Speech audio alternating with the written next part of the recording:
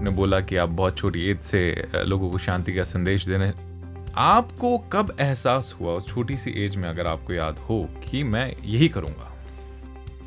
नहीं, ये एहसास नहीं था कि मैं यही करूँगा, क्योंकि कई और चीज़ें थी। जो तुम आर्मी में भर्ती हो जाओ, तुम डॉक्टर बन जाओ, तुम ये करो वो करो, तो उस समय तो मैं बहुत ही छोटा था और इन चीज़ों के बारे में मैं समझ नहीं सकता था।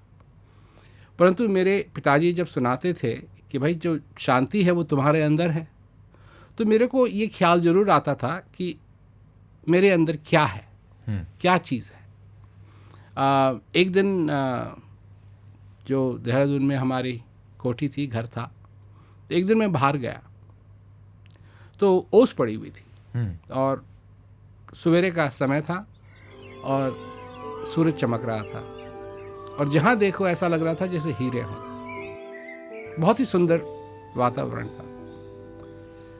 तो मैंने अपने आप से पूछा कि किसी ने ये बनाया है, किसी ने इसकी रचना की है, वो कौन है, क्या चीज़ है, वो क्या शक्ति है जो इतनी सुंदर रचना कर सकती है।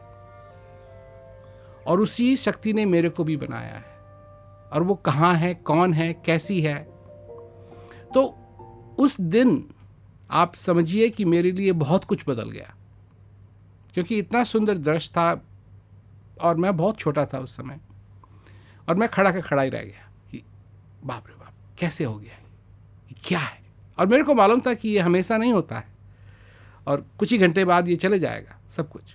परंतु उस समय जब सवेरे सवेरे सूरज चमक रहा था उन बूंदों पे, वो उसकी बूंद जो थी, तो दृश्य ही कुछ देखने लायक था।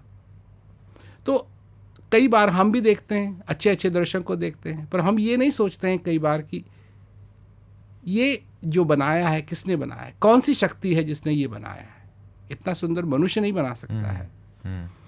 तो तब से मेरे को ये लगा, और जब मैंने सुना कि जिस चीज़ की तुमको तलाश है वो तुम्हारे अंदर है, शांति तुम्हारे अंदर है, जिस भगवान की तुमको तलाश है वो तुम्हारे अंदर है, जिस शक्ति की तुमको तलाश है वो तुम्हारे अंदर है, परंतु फिर भी वो उस तक पहुंचने में नासफल रहते हैं।